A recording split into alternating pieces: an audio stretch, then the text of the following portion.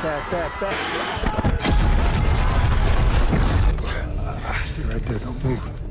Hai Cinesider, balik lagi di Cineside. Di sini gue bakal ceritain alur cerita series biar kalian nggak usah capek-capek untuk nontonin semua episodenya. Dan kali ini gue bakal ceritain alur cerita series dari Last of Us, season pertama. Oke, series Last of Us ini berasal dari Amerika yang ditulis oleh Craig Mazin dan juga Neil Druckmann yang sekaligus pembuat dari game Last of Us dan tayang pertama kali 15 Januari 2023. Beberapa aktor yang ada di series ini diantaranya Bella Ramsey, Pedro Pascal, Anna Torv, Gabriel Luna, Caitlin Dever, dan lainnya. Series Last of Us sendiri menceritakan kisah kelam tentang kehancuran dunia akibat wabah jamur yang mematikan bernama Cordyceps, yang mengubah manusia menjadi makhluk buas. 20 tahun setelah peradaban runtuh, seorang penyelundup tangguh bernama Joel diberi tugas penting untuk mengantar seorang remaja bernama Ellie melintasi wilayah Amerika Serikat yang telah hancur. Oke, tanpa berlama-lama lagi, mari kita mulai alur ceritanya. Series dibuka dengan sebuah talk show pada tahun 1968. Seorang ilmuwan bernama Dr. Schoenhaus dan Dr. Newman duduk bersama seorang host membahas topik tentang virus. Cerita lalu berpindah ke tahun 2003, seorang gadis remaja bernama Sarah Miller terbangun di kamar tidurnya. Ia langsung membangunkan ayahnya, Joel Miller. Setelah itu, Sarah pergi ke dapur dan mulai memasak sarapan untuk ayahnya. Tidak lama setelah mereka makan bersama, datanglah paman Sarah yang bernama Tommy Miller. Di tengah obrolan santai mereka, terdengar siaran radio yang menyebutkan ada kejadian aneh di Jakarta. Joel yang sadar sudah terlambat untuk bekerja, buru-buru bersiap dan menyuruh Sarah untuk segera berangkat ke sekolah. Hey, I'm losing it. All right. Finish up quick. Dr. Newman mengungkapkan kekhawatirannya tentang sesuatu yang jauh lebih berbahaya dari virus, yaitu jamur. Ia menjelaskan bahwa jamur tertentu bisa mengontrol pikiran makhluk hidup dan berpotensi mengendalikan manusia jika mereka berevolusi. Meskipun Dr. Schoenhaus tampak meragukan teori ini, ia memperingatkan bahwa jika jamur tersebut berhasil berevolusi, maka manusia tidak akan punya peluang untuk melawannya. And there are no treatments for this, no. Sebelum pergi, Sarah masuk ke kamar Joel. Ia mengambil jam tangan ayahnya yang rusak serta sejumlah uang saat berada di kamar itu. Tak lama kemudian, Joel memanggilnya dan mereka pun bergegas keluar dan langsung menyuruh Sarah untuk bergegas berangkat ke sekolah. Setelah berangkat ke sekolah, Sarah terlihat berada di dalam kelas. Ia tampak bosan dan berharap pelajaran cepat selesai. Begitu jam pelajaran usai, Sarah buru-buru menaiki bus dan pergi ke toko perbaikan jam tangan.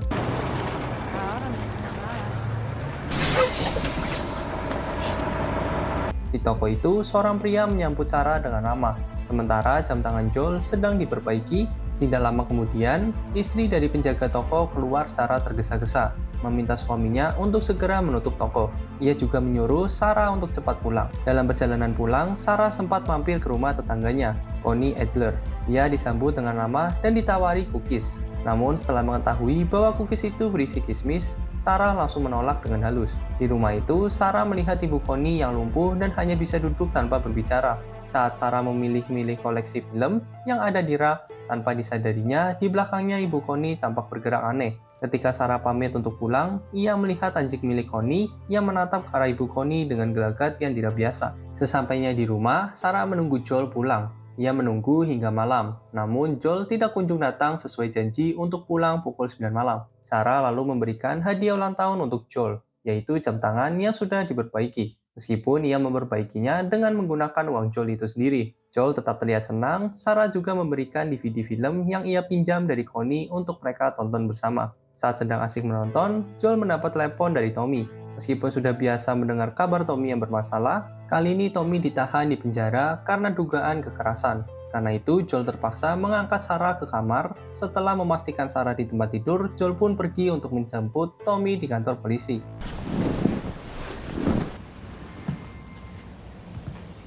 Sarah terbangun di tengah malam karena suara helikopter yang keras di luar rumah. Ia bangkit dari tempat tidur dan mencari Joel, tapi tidak berhasil menemukannya. Saat mencoba menyalakan TV, siaran apapun tidak muncul. Tak lama kemudian, anjing milik Connie, tetangga mereka, datang ke rumah Sarah dalam keadaan ketakutan. Melihat itu, Sarah mencoba mengantar anjing tersebut kembali ke rumah Connie, tapi anjing itu menolak masuk. Dari dalam rumah, Sarah mendengar suara keras yang membuatnya memberanikan diri untuk mengecek ke dalam. Saat masuk, Sarah menemukan ayah Connie yang tergeletak lemas di lantai. Lalu ia melihat ibu Connie yang sedang menggigit anaknya sendiri dengan jamur aneh yang keluar dari mulutnya.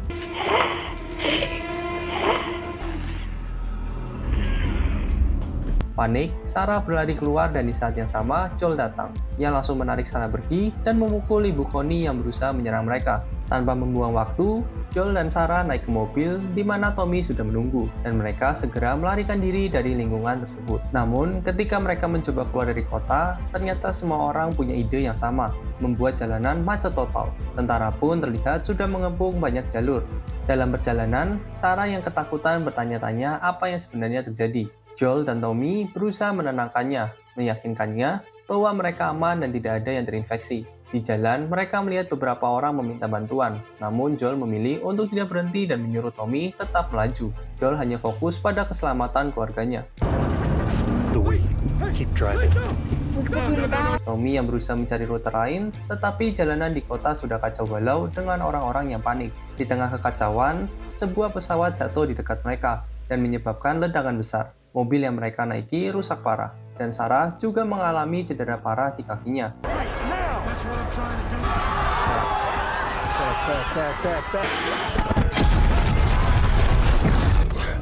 Stay right there, don't move. I got you. Karena jalanan terhalang reruntuhan, Joel dan Tommy akhirnya terpisah. Joel yang harus menggendong Sarah dan berlari mencari jalan keluar. Saat berusaha kabur, mereka dikejar oleh seorang yang sudah terinfeksi. Beruntung, seorang tentara menembak makhluk itu tepat waktu. Namun, setelah melapor lewat radio, tentara tersebut mendapat perintah dari atasannya untuk menghabisi Joel dan Sarah. Tentara itu menodongkan senjata ke arah mereka. Saat dia menembak, Joel berusaha melindungi Sarah, menyebabkan mereka terjatuh. Tepat sebelum tentara itu hendak menembak lagi, Tommy muncul dan menembaknya. Meski Joel selamat, Sarah ternyata mengalami luka tembak yang parah. Joel mencoba menyelamatkan putrinya, namun kondisinya terlalu kritis. Sarah mengembuskan napas terakhirnya di pelukan Joel, sementara Tommy hanya bisa berdiri tanpa bisa berbuat apa-apa. Cerita berlanjut ke 20 tahun kemudian, tepatnya di tahun 2023. Di zona karantina Boston, Joel kini bekerja serabutan bersama Tess Servopoulos. Salah satu tugas mereka adalah membakar mayat orang-orang yang sudah terinfeksi.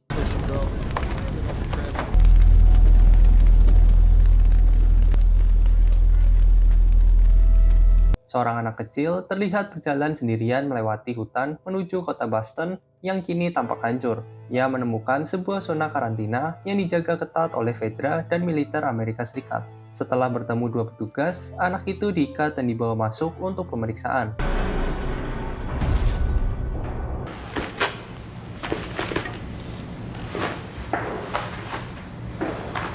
Ternyata setelah diperiksa, anak tersebut positif terinfeksi jamur.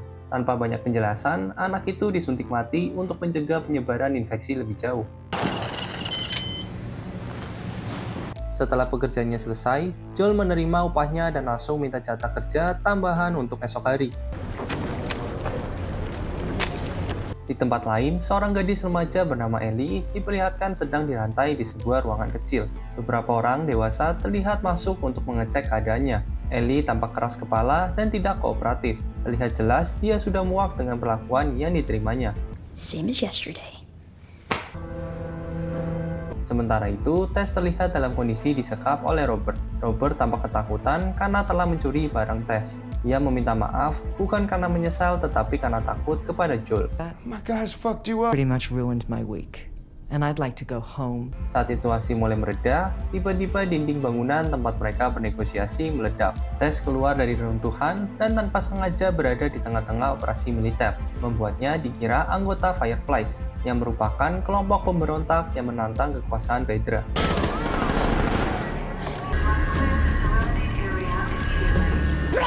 Saat sedang memperhatikan proses hukuman publik yang berlangsung di tengah QC, Joel dipanggil oleh seorang petugas. Ternyata Joel melakukan transaksi jual beli narkotika dengan petugas itu untuk menambah pemasukan.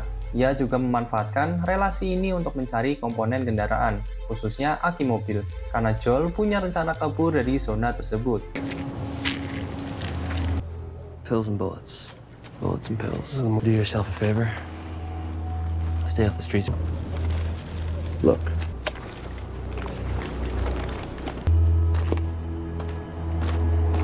Sementara itu, di tengah keramaian zona karantina, Joel terlihat menyerobot antrean panjang dan masuk ke sebuah ruangan tempat radio komunikasi beroperasi. Di sana, Joel mendesak salah satu operator radio untuk memberikan kabar soal adiknya, Tommy. Dari pembicaraan mereka, diketahui bahwa Joel dan Tommy terpisah, dan Tommy kemungkinan berada di Wyoming. Meskipun sudah mencoba berbagai cara untuk menghubunginya, belum ada kabar yang masuk.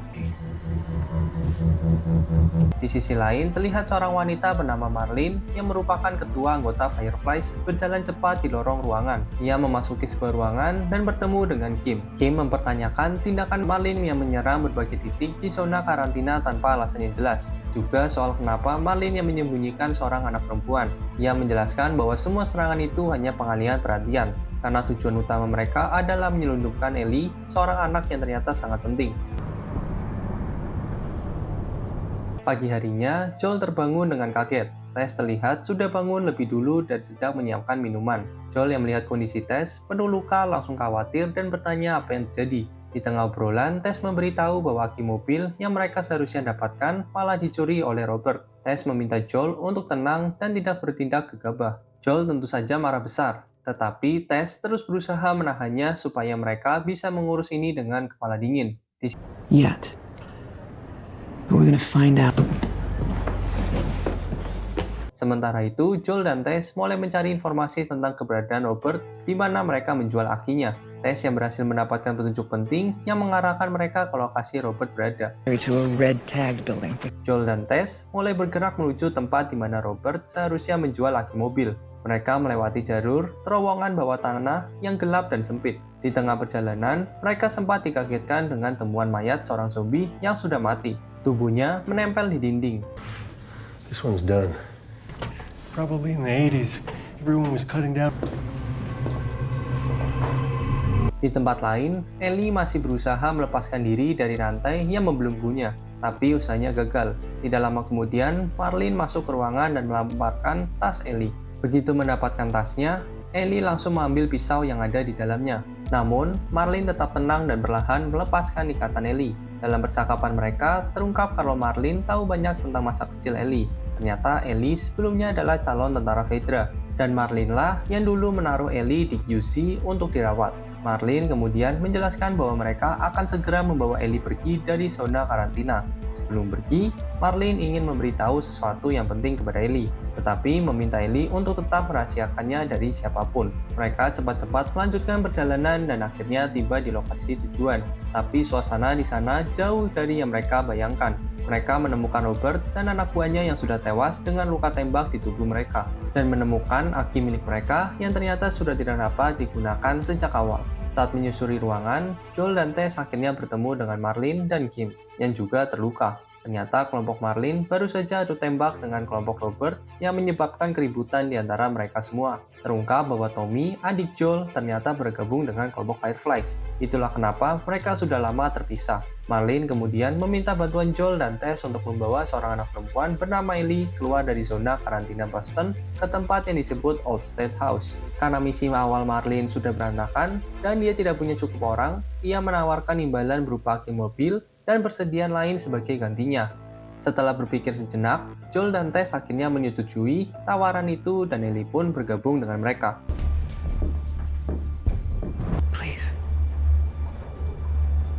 Malam pun tiba, dan Joel tertidur karena kelelahan. Setelah ia bangun, Joel sempat menanyai Ellie tentang kenapa dia begitu penting bagi Fireflies. Tapi Ellie masih memilih merahasiakan alasannya. Di sela obrolan, Ellie tiba-tiba bercanda pura-pura mengabarkan ke Joel bahwa Bill dan Frank mengirimkan kode darurat lewat lagu, sebelum sadar bahwa Ellie hanya mengerjainya. Tess kembali ke apartemen dan menyuruh mereka segera bersiap untuk melanjutkan perjalanan. Joel, Tess, dan Ellie akhirnya berhasil keluar dari zona karantina Boston yang dijaga ketat oleh Fedra. Tapi saat melintasi salah satu jalanan kosong, mereka tidak sengaja bertemu dengan seorang tentara yang ternyata adalah kenalan Joel. Tanpa banyak bicara, tentara itu langsung menjalankan protokol standar dan tidak membiarkan mereka lewat begitu saja, yaitu memeriksa ketiga orang itu satu persatu menggunakan alat pendeteksi infeksi.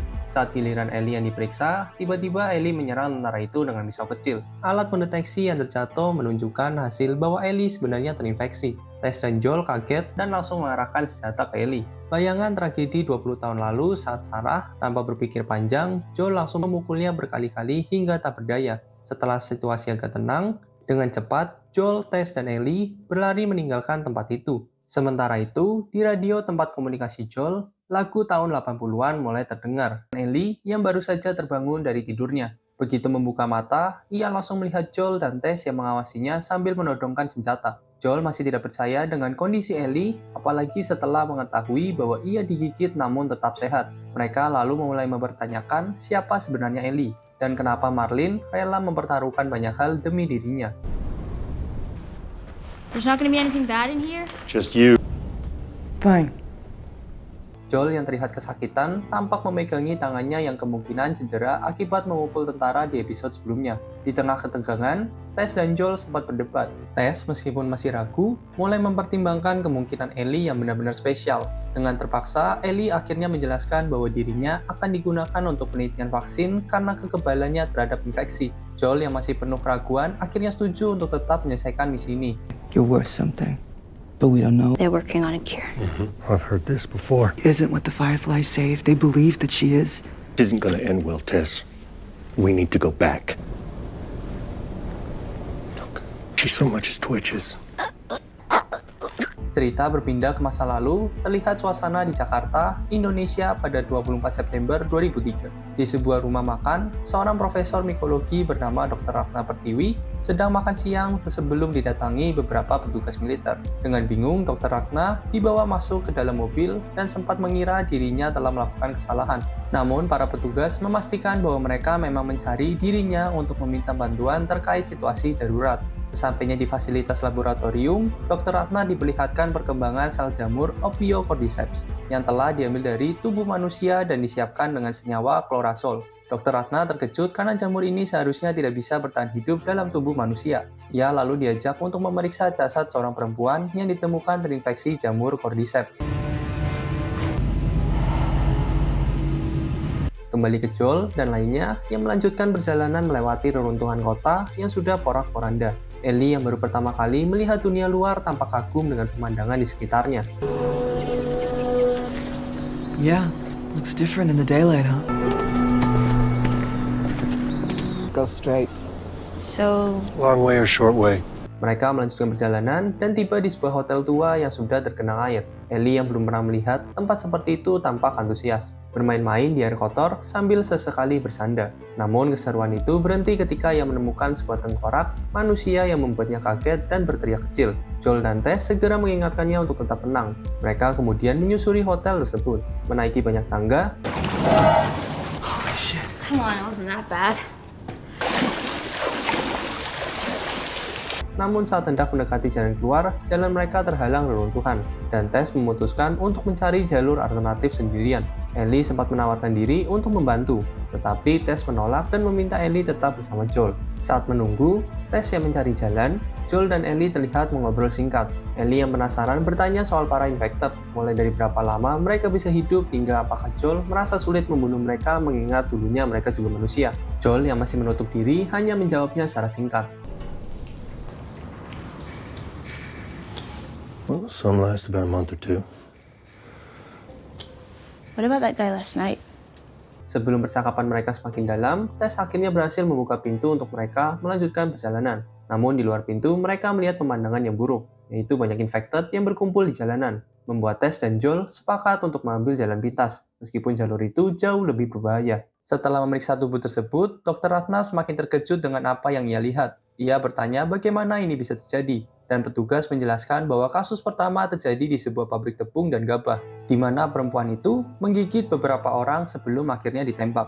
Namun, orang yang pertama kali menggigit perempuan itu hingga kini masih belum ditemukan. Saat para petugas meminta solusi berupa obat atau vaksin, Dr. Ratna dengan berat hati mengatakan bahwa tidak ada vaksin maupun obat yang bisa dibuat. Satu-satunya solusi, kata Dr. Ratna, adalah mengebom seluruh kota beserta semua orang di dalamnya untuk menghentikan penyebaran. Mulailah pengoboman. Mereka pun menuju sebuah museum tua yang terlihat sudah hancur sebagian. Joel dan Tess bersiap dengan senjata mereka, sementara Ellie diminta tetap dekat dan diam. Slowly. If we come up against anything, you get behind us and...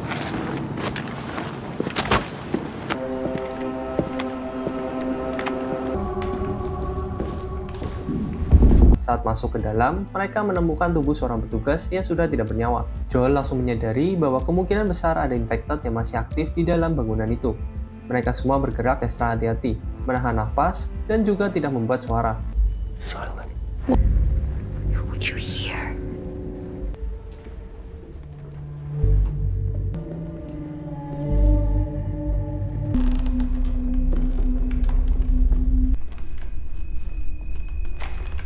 Namun saat mereka membuka pintu untuk masuk ke ruangan berikutnya, pintu itu roboh dan menghasilkan suara keras. Dalam sekejap, suara infected mulai terdengar mendekat. Meski berusaha diam, Ellie yang panik mengeluarkan suara kecil yang akhirnya menarik perhatian salah satu infected. Dengan hati-hati, Joel dan Tess berusaha melindungi Ellie sambil mengendap-endap.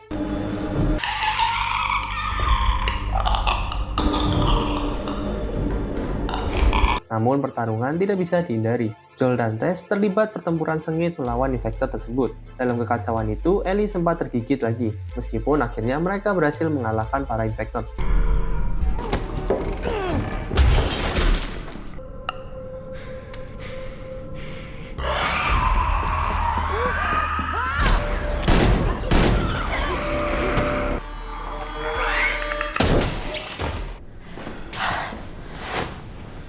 Setelah pertempuran usai, mereka segera keluar dari museum. But man, you can't deny that view.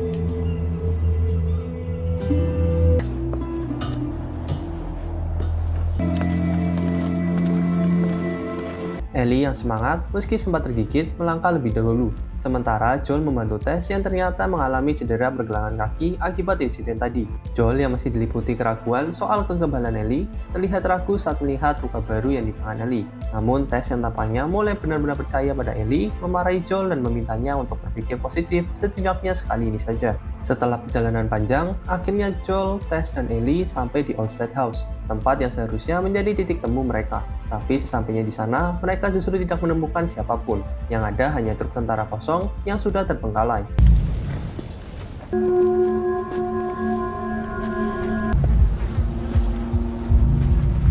Tess yang mulai panik langsung membawa Ellie masuk ke dalam gedung untuk mencari petunjuk. Di dalam, mereka menemukan pemandangan mengerikan, di mana tubuh-tubuh para petugas Fireflies yang sudah tidak bernyawa. Ternyata, salah satu dari mereka lebih dahulu terinfeksi, menyerang rekan-rekannya, dan akhirnya membuat semua orang di tempat itu tewas. Joel yang mulai mengajak mereka untuk kembali saja ke zona karantina, namun Tess dengan keras menolak. Di momen inilah, Tess akhirnya mengungkapkan bahwa dirinya telah tergigit di saat museum sebelumnya. Luka Tess terlihat jauh lebih parah dan jelas menunjukkan bahwa infeksi di tubuhnya sudah mulai menyebar, berbeda dengan luka Ellie yang malah membaik. Tess yang semakin gelisah mencari tahu kemana Ellie harus dibawa, tapi tidak ada petunjuk sama sekali. Sementara itu, Ellie juga terlihat kebingungan. Di tengah percakapan itu, salah satu infected yang masih hidup tiba-tiba bangkit dan langsung ditembak Joel. Sayangnya, tembakan itu justru mengirimkan sinyal kepada infected lainnya. Tess segera bertindak. Ia dengan cepat menumpahkan minyak dan menyebarkan granat di seluruh ruangan. Tess memohon kepada Joel untuk tidak menyia-nyiakan kesempatan ini. Ia meminta Joel membawa Ellie ke Bill dan Frank. Joel yang berat hati akhirnya menarik Ellie pergi dari sana. Tess yang sudah putus asa tapi masih bertekad berusaha menyalakan korek api meskipun berkali-kali gagal. Di detik-detik terakhir, Tess akhirnya berhasil menyalakan koreknya. Ia menjatuhkannya ke lantai yang sudah penuh minyak, menyebabkan ledakan besar yang membakar seluruh gedung beserta para infected di dalamnya.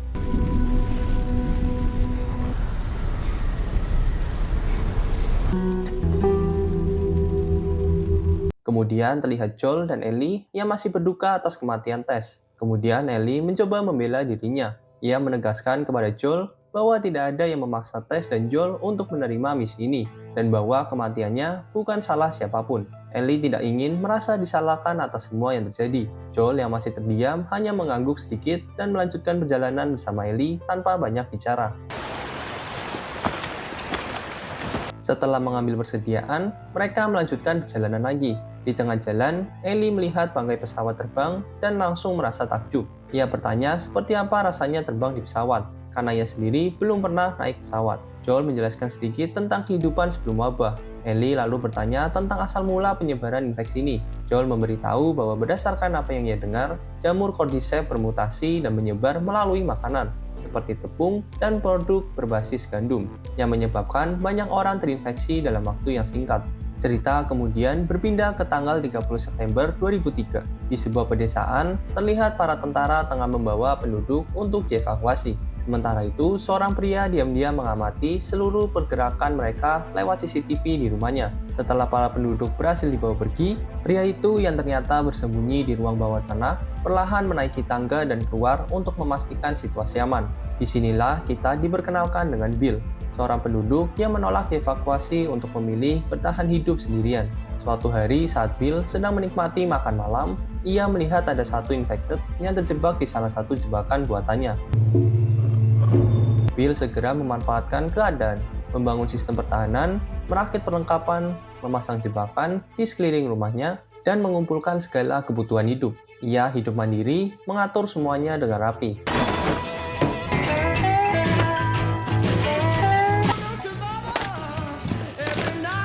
4 tahun berlalu, Bill tetap hidup sendiri di wilayah itu.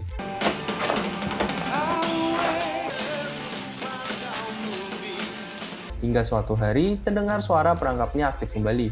Kali ini bukan infected, melainkan seorang pria bernama Frank yang terjebak di dalamnya. Bill yang awalnya bersikap waspada, memberikan tangga untuk membantu Frank keluar dari jebakan.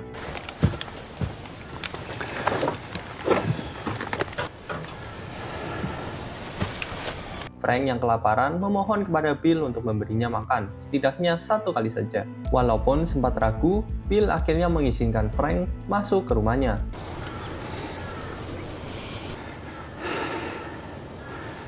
Saat sampai di sebuah persimpangan, Joel mengajak Ellie untuk mengambil rute lain. Namun Ellie penasaran dan tetap memaksa untuk lewat jalan yang Joel hindari.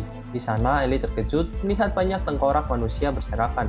Joel kemudian menjelaskan bahwa tak lama setelah wabah dimulai, militer mengevakuasi penduduk desa ke zona karantina.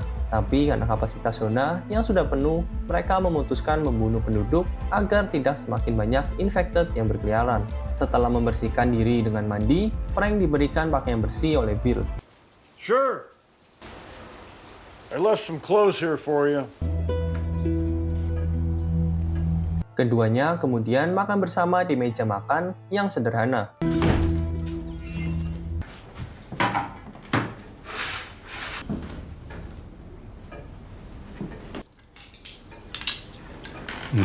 I know I don't seem like the type.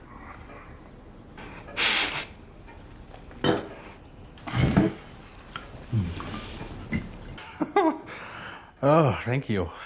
Setelah makan, Frank melihat ada sebuah piano di ruang tamu. Ia pun meminta izin untuk memainkannya. Frank mencoba memainkan lagu,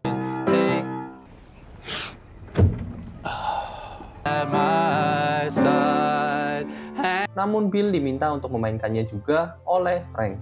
Kemudian Frank terlihat kagum dengan permainan Bill, dan suasana di antara mereka berubah menjadi lebih hangat. Love will see. Long time. Done everything I know. There is no girl. Akhirnya kedekatan itu membuat mereka berciuman untuk pertama kalinya.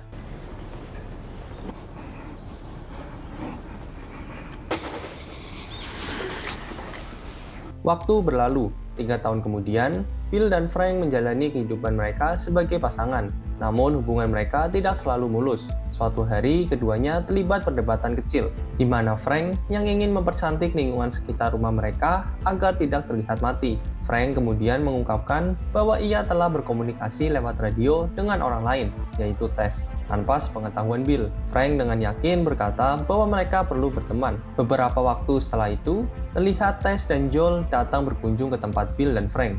Bill terlihat tidak nyaman dengan kehadiran orang asing. Ia terus memegang senjatanya dan mengawasi setiap gerak-gerik Joel dan Tess. Tinggallah Joel dan Bill yang berdua di meja makan. Joel yang mengerti betul sikap hati-hati Bill tidak langsung memaksakan apapun. Ia hanya berbicara dengan tenang, berusaha meyakinkan Bill bahwa mereka bisa saling menguntungkan. Joel menyampaikan bahwa cepat atau lambat, pagar listrik milik Bill akan rusak dalam waktu 1 tahun. Waktu terus berjalan. Dalam sebuah momen tenang, Bill dan Frank terlihat berjalan santai di area rumah mereka. Frank yang tampak senang, bersemangat ingin menunjukkan sesuatu kepada Bill. Ternyata Frank berhasil menanam buah stroberi di salah satu sudut kebun kecil mereka. Setelah ia menukar beberapa senjata milik Bill dengan benih stroberi dari tes. Bill yang keras kepala pun tak bisa menyembunyikan rasa bahagianya. Ia pun tertawa kecil dan menangis bahagia saat mencicipi stroberi itu bersama Frank. Kemudian terlihat saat Tess dan Joel bersiap pulang. Sebelum pergi, Joel memperingatkan Bill untuk tetap waspada. Cepat atau lambat akan ada penjara yang datang mencoba mengambil apa yang dimiliki Bill dan Frank.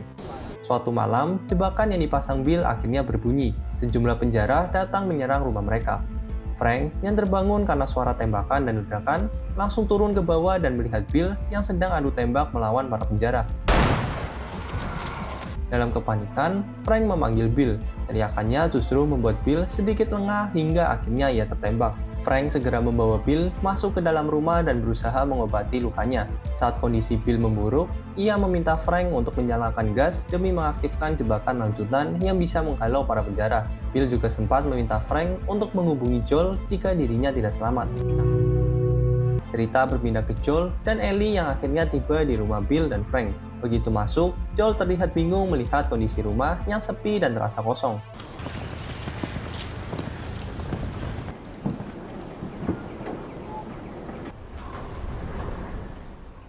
Frank. Namun waktu berlalu dan ternyata Bill berhasil bertahan hidup. 10 tahun kemudian situasi terbalik. Bill yang sekarang harus merawat Frank yang terlihat lemah dan duduk di kursi roda. Frank mengidap kelainan neuromuskular degeneratif yang membuat tubuhnya perlahan lumpuh. Bill dengan penuh kesetiaannya tetap merawat Frank, meskipun jelas terlihat bahwa Frank sudah mulai kehilangan semangat hidupnya.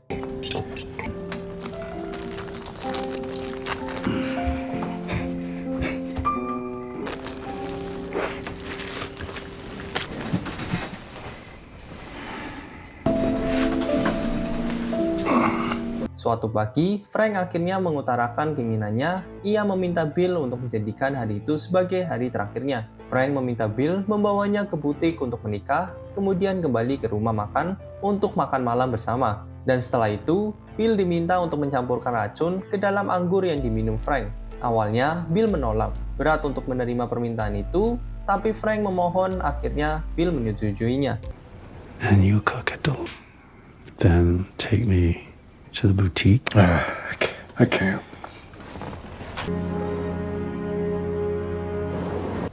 Then love me the way I want you to. Setelah itu, Bill memasakkan hidangan spesial untuk Frank.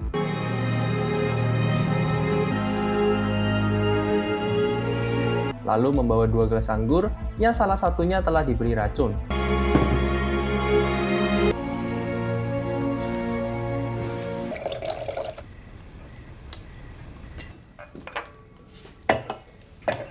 Mereka pergi ke butik, mengenakan pakaian terbaik dan menikah di sana.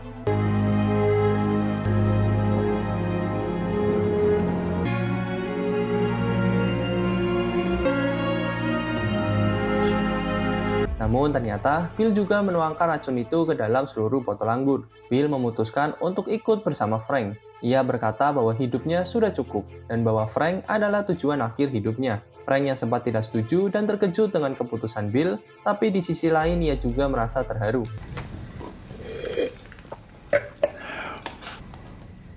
This isn't the tragic suicide. I should be furious. We're my purpose. Take me to bed. Akhirnya, Bill menggendong Frank ke ranjang mereka. Keduanya pun berbaring bersama untuk menghabiskan malam terakhir mereka berdua.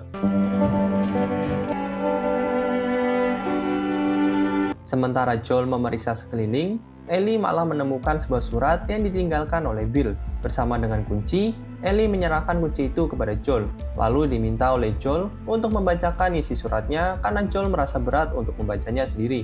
Dalam surat itu, Bill menyampaikan bahwa selama ini dia sudah menganggap Joel sebagai temannya. Bill juga mengatakan bahwa orang seperti mereka yang keras kepala sebenarnya masih punya tujuan hidup, yaitu untuk melindungi orang-orang yang mereka sayangi. Saat Ellie membaca bagian surat yang menyebutkan agar Joel menggunakan semua persediaan untuk menyelamatkan Tess, Ellie terdiam. Melihat Ellie yang terdiam, Joel mengambil surat itu dan membacanya sendiri. Sebelum akhirnya keluar untuk menenangkan diri karena emosinya mulai tak terkendali. Setelah mengumpulkan semangat dirinya kembali, Joel masuk ke gudang milik Bill.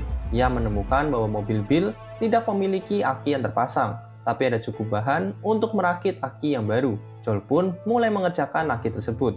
Joel dan Ellie pun mulai mengumpulkan perlengkapan yang dibutuhkan dari rumah Bill dan Frank. Di sela itu diketahui bahwa saat Joel meninggalkan zona karantina Boston, tanda darurat yang sebenarnya dikirimkan Bill untuk memberitahu Joel bahwa ada masalah. Namun saat Joel dan Ellie tiba, semuanya sudah terlambat.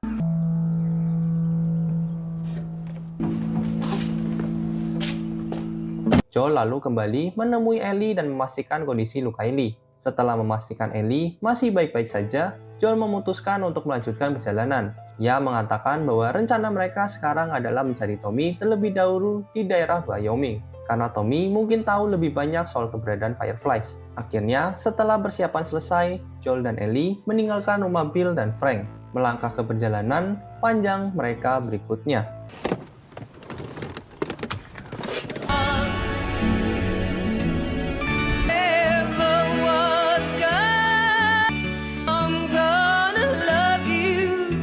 Ellie keluar menemani Joel yang sedang mengambil bensin dari kendaraan lain di pinggir jalan. Karena merasa bosan, Ellie mulai membacakan beberapa lelucon dari buku lelucon yang ia bawa. Joel yang sedang fokus malah terlihat terganggu dengan tingkah Ellie, hingga akhirnya ia menyuruh Ellie untuk pergi dan berhenti mengganggunya. Okay, but just know, you can't escape while living. Saat hari mulai gelap, Joel memutuskan untuk mencari tempat di tengah hutan untuk beristirahat. Cloudiness is falling, the sky has turned gray. That's enough for today. Mereka berhenti, memasak makanan sederhana, dan makan ravioli kalengan. Ellie terlihat sangat lahap menyantap makanannya, sedangkan Joel menjelaskan bahwa perjalanan mereka masih akan memakan waktu hingga lusa pagi. Ellie sempat meminta untuk menyalakan api unggun karena dirinya yang kedinginan, tapi Joel dengan tegas menolaknya, khawatir api bisa menarik perhatian orang jahat. Malam pun tiba, Ellie yang bosan membuka kembali buku leluconnya dan membacakan satu teka-teki kepada Joel. Meski awalnya tidak tertarik, Joel akhirnya menjawab pertanyaan Ellie. Setelah itu, Ellie mencoba tidur. Meski Joel menenangkan bahwa semua nyaman, ia ternyata tetap berjaga sepanjang malam untuk memastikan tidak ada yang mengancam mereka. Okay. Keesokan paginya, Joel yang belum tidur sama sekali sudah mempersiapkan semua perlengkapan mereka. Ia juga membuat kopi dari persediaan mereka. Sementara Ellie mengeluh soal bau kopi yang menurutnya sangat tidak enak. Setelah sarapan seadanya, mereka pun kembali melanjutkan perjalanan. Dalam perjalanan, Ellie masih mengomel soal bau kopi sambil membantu Joel membaca peta. Ia bertanya tentang Tommy, saudara laki-laki Joel. Awalnya Joel menolak untuk cerita, tetapi setelah dipaksa terus-menerus oleh Ellie, Joel akhirnya bercerita juga. Joel pun mulai bercerita. Ia menjelaskan bahwa sejak dulu tugasnya selalu melindungi Tommy. Setelah keluar dari militer, Tommy berkelana bersama Joel dan akhirnya bergabung dengan kelompok yang bertujuan untuk menuju Boston, di mana Joel bertemu dengan Tess. Di tengah perjalanan itu, Tommy direkrut oleh Marlene dan bergabung dengan Fireflies. Karena sejak dulu, Tommy memang ingin menjadi sosok pahlawan. Di tengah perjalanan, Joel dan Ellie harus menghadapi masalah baru. Jalan utama yang mereka lalui tiba-tiba tertutup tumpukan mobil yang ditinggalkan, sehingga mereka terpaksa mencari jalur lain.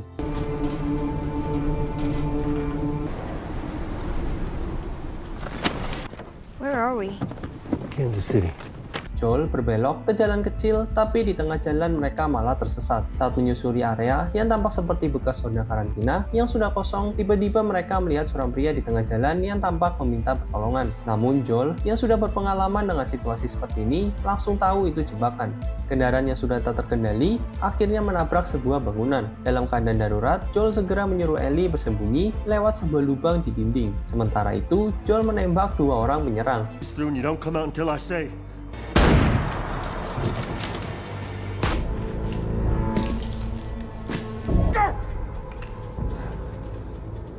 Setelah semua nyaman, Joel dan Ellie pun kembali melanjutkan perjalanan mereka dengan berjalan kaki. Namun situasi semakin menegangkan karena sebuah mobil pengawas terlihat melintasi jalan, mempersempit ruang gerak mereka. Tanpa disadari, ada satu orang lagi yang berhasil menyerang Joel dari belakang dan membuatnya kewalahan. Dalam kondisi terdesak, Ellie yang bersembunyi terpaksa keluar dan menggunakan pistolnya untuk menembak penyerang tersebut. Orang itu pun jatuh dan merintih kesakitan. Joel meskipun terluka, langsung mengambil alih situasi, menyuruh Ellie untuk kembali bersembunyi, dan menghabisi pria tersebut untuk memastikan keamanan mereka.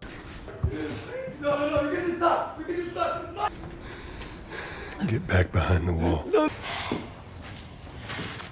I'm okay. Sementara itu, di tempat lain, suasana tidak kalah tegang. Seorang pria tua terlihat disekap oleh Kathleen, seorang pemimpin kelompok pemberontak di wilayah tersebut. Kathleen sedang mencari seseorang yang bernama Henry, yang ia duga bertanggung jawab atas kematian saudara laki-lakinya. Pria itu ternyata seorang dokter yang dulu membantu kelahiran Kathleen. Tapi meski begitu, Kathleen tetap mencurigai dokter tersebut menyembunyikan sesuatu hal. Saat Kathleen hampir saja menembak dokter itu, tiba-tiba terdengar suara klakson keras dari luar, membuatnya menghentikan aksinya dan bergegas keluar. You think I won't do it? Sesampainya di luar, Kathleen diperlihatkan oleh Perry yang menjadi komandan tentara pemberontak. Beberapa anggota kelompoknya ditemukan tewas. Tanpa ragu, Kathleen langsung menyalahkan Henry atas semua kekacauan ini. Kathleen lalu memerintahkan semua anak buahnya untuk segera mencari Henry dan siapapun yang bersamanya. Ia kembali ke dalam, menembak mati dokter tanpa belas kasihan. Stop until we stop him. Sementara itu, Kathleen bersama kelompoknya masih terus berusaha mencari Henry. Di tengah pencarian, Perry menemukan sebuah petunjuk yang bisa mengarah ke tempat persembunyian Henry dan Sam. Kathleen yang melihat petunjuk tersebut semakin marah dan berambisi untuk menangkap mereka. Double the guards around our provisions. Namun Perry tampaknya sedikit gelisah. Ia lalu menunjukkan temuan lain, sebuah lantai di gedung ternyata menyimpan sarang infected. Meski tahu ini bahaya besar, Kathleen memutuskan untuk menutupinya terlebih dahulu dari kelompok mereka. Setidaknya sampai Henry dan Sam berhasil mereka tangkap. Joel dan Ellie kini bersembunyi di sebuah bangunan kosong. Mereka saling berunding dan memutuskan untuk menuju sebuah gedung tinggi yang tepat di depan mata mereka, berharap bisa menemukan tempat pelindungan yang lebih aman di sana. Di selama momen-momen itu, Joel terlihat merasa bersalah karena Ellie yang harus menggunakan pistol untuk menyelamatkan dirinya tadi. Ia merasa gagal melindungi Ellie. Namun Ellie justru dengan tenang mengatakan bahwa itu bukan pertama kalinya dia menembak seseorang, membuat suasana seketika menjadi sedikit muram.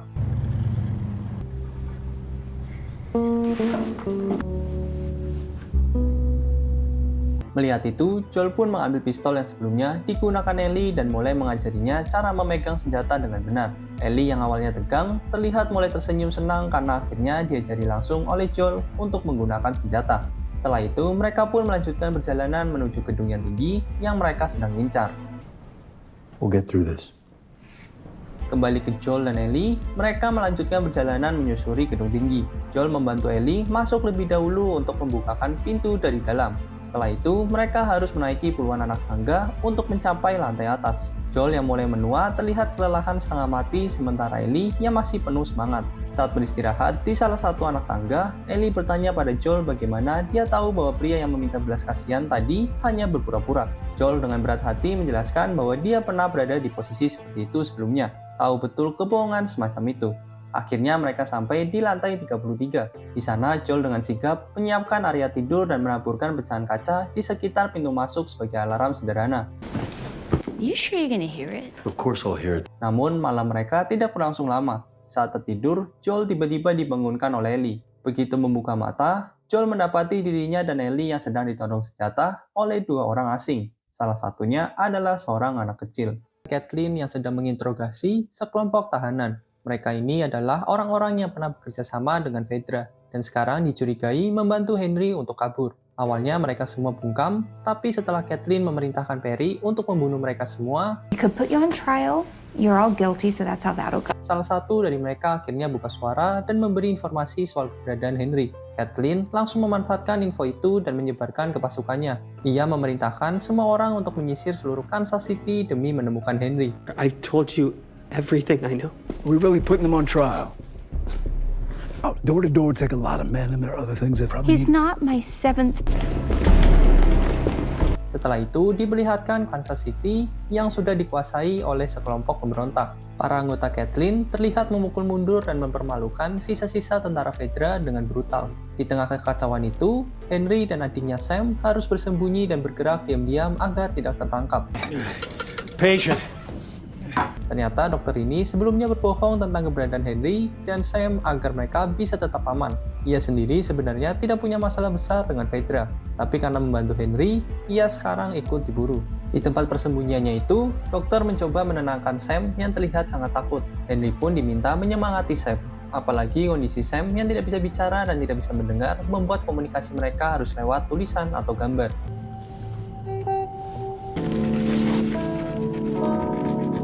Keesokan harinya, Henry mulai yakin bahwa dokter itu sudah tidak akan kembali. Ia menyadari mereka sudah kehabisan waktu dan tidak bisa bersembunyi di tempat itu lagi. Maka dari itu, Henry memutuskan untuk pergi dan membawa Sam keluar dari persembunyian.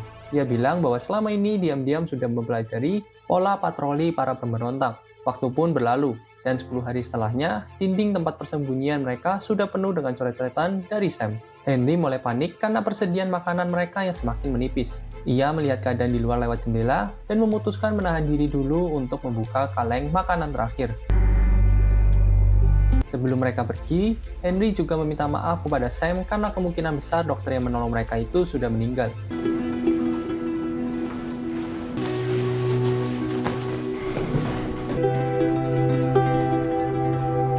Saat Henry dan Sam hendak keluar dari tempat persembunyian mereka, tiba-tiba terdengar suara tembakan di kejauhan.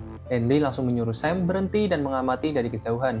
Ternyata suara itu berasal dari Joel, yang sedang adu tembak dengan beberapa anggota pemberontak. Sementara itu, di tempat lain, Kathleen sedang menunggu kabar dari anak buahnya. Perry yang datang menghampiri, mereka pun langsung berbincang. Di tengah obrolan, Kathleen mengenang masa kecilnya bersama Michael. Ia menceritakan bagaimana Michael selalu bersikap lembut, perhatian, dan melindunginya sejak kecil. Ia tahu bahwa Michael pasti ingin dirinya memaafkan Henry, tapi Kathleen menegaskan bahwa ia tidak bisa melakukan itu. Ia merasa terlalu besar rasa sakitnya atas kematian sang kakak, dan baginya Henry tetap harus dibalas. Perry tidak membantah dan justru terlihat memberikan dukungan penuh atas keputusan Kathleen. I loved him. And what did he get for that? We're with you. Ia lalu punya ide untuk mengikuti kemana Joel pergi. Beberapa saat kemudian, Henry dan Sam berhasil masuk ke dalam gedung yang sama tempat Joel dan Ellie sedang beristirahat. Begitu masuk, mereka langsung menodongkan senjata ke Joel dan Ellie. Tapi alih-alih menyerang, Henry segera menjelaskan bahwa mereka tidak berniat menyakiti siapapun dan justru ingin bekerja sama. There's an asshole voice. Joe, tell him he's okay. Get up slow. My name's Henry. Kemudian Joel dan Henry terlihat berdua untuk membahas rencana melarikan diri dari Kansas City. Joel yang awalnya tidak terlalu suka, mulai curiga ketika tahu bahwa Henry pernah bekerja sama dengan Fedra, dan bahkan disebut sebagai pengkhianat oleh para pemberontak. Tapi Henry menjelaskan semuanya. Ia juga meyakinkan Joel bahwa ia tidak punya niat jahat dan hanya ingin selamat bersama Sam. Saat membahas rute pelarian, Henry mengajak mereka semua lewat jalur bawah tanah. Tapi Joel sempat ragu, karena jalur itu belum tentu aman dari infected. Joel awalnya ingin mencari jalan lain, tapi Henry bersikeras bahwa rute itu sudah ia pelajari sejak lama. Ia bilang bahwa kemungkinan ada infected memang ada, tapi tidak banyak. Karena tidak ada pilihan lain, Joel akhirnya menyetujui rencana itu, dan mereka pun bersiap untuk kabur bersama. Okay, maybe there's one. If it gets bad down there, we turn around. Setelah ketegangan mereda, mereka pun mulai saling mengenal. Ellie terlihat antusias karena akhirnya bisa mengobrol dengan orang baru yang seusianya. Mereka mulai makan bersama, dan Joel akhirnya setuju untuk berbicara lebih lanjut. Setelah semuanya siap, Joel, Ellie, Henry, dan Sam mulai menjalankan rencana mereka. Mereka menuju sebuah mall yang menurut Henry memiliki akses masuk ke terowongan bawah tanah. Saat tiba di lokasi, mereka berhasil menemukan pintu masuk tersembunyi ke terowongan tersebut. Mereka pun perlahan menelusuri lorong-lorong gelap yang sudah lama tak dijamah. Sepanjang jalan, suasana cukup sepi dan mereka terus berjalan tanpa gangguan yang berarti. Hampir mendekati ujung terowongan, mereka menemukan sebuah pintu yang dikelilingi gambar-gambar warna-warni di dindingnya. Setelah masuk, mereka menyadari bahwa ruangan itu dulunya adalah tempat belajar anak-anak. Di dalamnya masih ada sisa-sisa mainan dan gambar, serta beberapa buku dan komik. People went underground after Outbreak Day.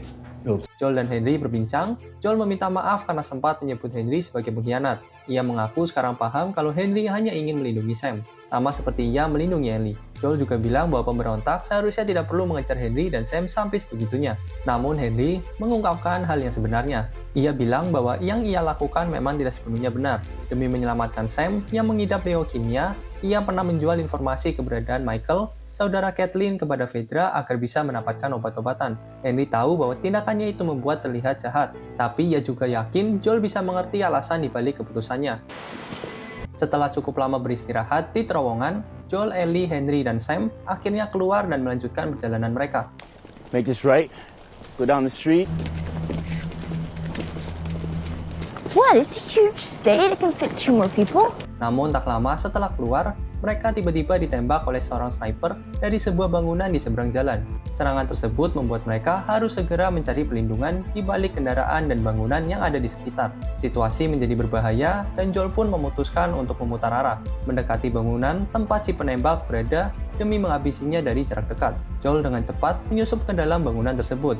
Ia bergerak perlahan hingga akhirnya berhasil mencapai lantai atas dan menghabisi si sniper. Setelah itu, Joel mendengar suara radio yang terdengar percakapan di mana Joel sadar bahwa posisi mereka sudah diketahui oleh kelompok Kathleen. Ia pun segera mengambil alih senapan sniper dan mulai mengawasi dari jendela atas, siap memberikan perlindungan dari jarak jauh. Sementara itu, Ellie, Henry, dan Sam mencoba berlari menghindari kejaran kelompok Kathleen yang mulai berdatangan. Mereka berhasil bersembunyi di balik mobil, namun situasi makin menegang karena mereka terpojok. Okay. That's alright. Doesn't matter. Henry yang merasa tak ada pilihan lain, akhirnya memutuskan untuk menyerahkan diri demi menyelamatkan Sam dan Ellie. Ia pun berdiri dan menampakkan diri di hadapan Kathleen. Keduanya sempat beradu argumen, dengan Kathleen yang tetap bersikeras bahwa Henry harus dihukum atas kematian kakaknya. Tepat saat Kathleen hendak menembak Henry, tiba-tiba sebuah truk dari kelompoknya yang sebelumnya terkena tembakan Joel meluncur tak terkendali dan masuk ke dalam lubang besar di tanah. Dari dalam lubang itu, muncul puluhan infected yang langsung menyerang semua orang di lokasi. Keadaan pun berubah kacau. Joel yang berada di atas bangunan terus menembak dari jauh untuk membantu Ellie melarikan diri dari kepungan infected. Di sisi lain, kelompok Kathleen makin terdesak, terutama saat muncul satu infected berukuran besar yang sangat kuat. Perry meminta Kathleen untuk pergi sementara dan ia mencoba menahan zombie besar itu, tapi usahanya tidak berhasil. Ellie berusaha kabur di tengah kekacauan. Sementara itu, Henry dan Sam juga berusaha mencari jalan aman. Di dalam mobil, Ellie sempat diserang oleh infected anak kecil dan nyaris terbunuh. Setelah itu, mereka bertiga segera berlari menuju Joel. Mereka hampir tertangkap lagi oleh Kathleen. Tapi tepat saat Kathleen hendak menembak, infected anak kecil yang tadi menyerang Ellie kini melompat dan menyerang Kathleen, membuka jalan bagi mereka untuk kabur dari kekacauan tersebut. Setelah kabur dari serangan para infected dan kelompok pemberontak, Joel, Ellie, Henry, dan Sam akhirnya menemukan tempat aman untuk bermalam di sebuah motel. Di dalam kamar, Ellie dan Sam tampak akrab, duduk bersama sambil membaca komik favorit mereka. Henry meminta mereka untuk tidur, lalu menutup pintu. Namun setelah pintu tertutup, Ellie dan Sam diam-diam tetap membaca komik.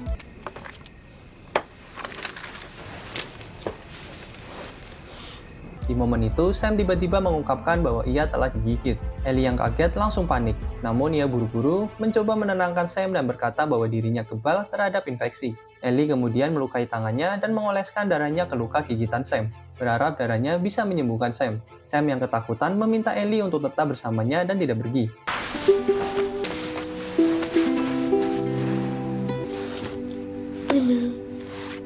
Sementara itu, Joel yang sebelumnya ragu mulai melunak setelah melihat seberapa jauh Henry rela berkorban demi adiknya. Keesokan paginya, Ellie terbangun lebih dahulu dan melihat Sam yang duduk diam menghadap jendela. Sam yang ternyata sudah berubah menjadi infected langsung menyerangnya. Ellie berteriak dan keduanya jatuh ke lantai. Henry panik dan langsung menembak Sam sendiri. Setelah membunuh adiknya, Henry terdiam dan tampak sangat terpukul. Tanpa banyak bicara, ia pun menembakkan pistol ke dirinya sendiri dan mengakhiri hidupnya di tempat. Setelah semuanya berakhir, Joel dan Ellie menguburkan Henry dan Sam di dekat hotel.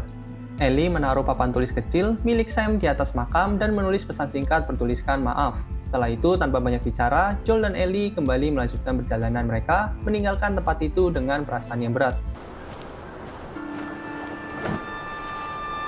3 bulan setelah kejadian tragis di Kansas City, salju kini menutupi daratan. Di sebuah gubuk terpencil, sepasang suami istri lanjut usia tinggal dengan tenang. Joel dan Ellie mendatangi tempat itu dan Joel langsung menodongkan senjata sambil menanyakan lokasi mereka berada. Namun, karena si kakek dan nenek bersikap jujur dan tidak memusuhi, Joel dan Ellie pun lebih santai saat menginterogasinya. Joel kemudian bertanya arah terbaik menuju ke barat, tapi si kakek malah menyarankan untuk pergi ke timur saja. Katanya daerah barat terlalu berbahaya, dan bisa jadi Tommy, saudara Joel, sudah tidak selamat. Place to hide, I guess. Go east. But we see the bodies they leave behind. Mommy. Nope. What about the fireflies? Setelah mendapatkan info itu, Joel dan Ellie keluar dari gubuk dan melanjutkan perjalanan. Namun tak lama, Joel tiba-tiba terlihat sesak napas dan lemas. Ia menutupi kondisinya dari Ellie dan tetap memaksa berjalan. Tommy and the fireflies. Setelah itu, penonton diperlihatkan sekilas adegan kilas balik saat Henry mengakhiri hidupnya setelah membunuh Sam, mengingatkan kembali bagaimana kerasnya perjalanan yang sudah mereka lalui. Kembali ke masa sekarang, Joel dan Ellie berhasil melewati sungai yang dikenal dengan sebutan Sungai Kematian. Karena hari mulai gelap, mereka memutuskan untuk beristirahat semalam di alam terbuka. Di momen tenang itu, Ellie bertanya kepada Joel, jika vaksin benar-benar berhasil dan semuanya selesai, apa yang akan Joel lakukan setelah itu? Joel menjawab bahwa mungkin ia akan tinggal di peternakan dan berternak domba. Saat Joel bertanya balik, Ellie justru terlihat bingung karena belum tahu harus melakukan apa setelah semuanya selesai. Obrolan mereka kemudian berubah menjadi lebih serius saat Ellie menceritakan sesuatu yang belum pernah ia katakan pada siapapun. Ia bilang bahwa saat Sam digigit, ia mencoba menyembuhkannya dengan darahnya sendiri, tapi hal tersebut tidak berhasil. Joel hanya diam, tak tahu harus menjawab apa. I reckon it's a lot. I knew he was infected. Sheep ranches on the Malam pun makin larut dan Joel saat berjaga terlihat malah tertidur. Saat bangun, ia terkejut melihat Ellie sudah berjaga sendiri sejak tadi. Ellie bilang bahwa ia baik-baik saja dan semua aman. Mereka lalu bersiap kembali melanjutkan perjalanan mereka. If that happens, Tak lama kemudian mereka sampai di dekat sebuah bendungan besar. Saat melanjutkan perjalanan, Ellie tiba-tiba merasa ada yang aneh.